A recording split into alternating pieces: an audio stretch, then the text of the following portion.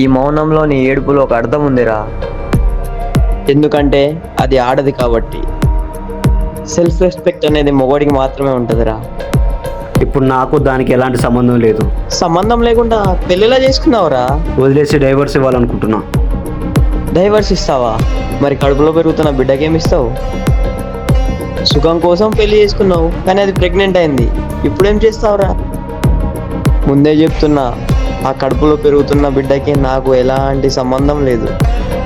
ఎందుకంటే రోజు పబ్బుకి వస్తుంది, ఆ పబ్బులో నేను కూడా ఉంటున్నా కాబట్టి.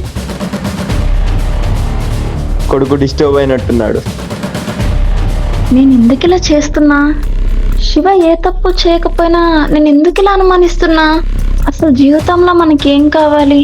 ప్రేమించిన మనిషి పక్కన లేకపోతే అసలు ఈ జీవితం ఎందుకు?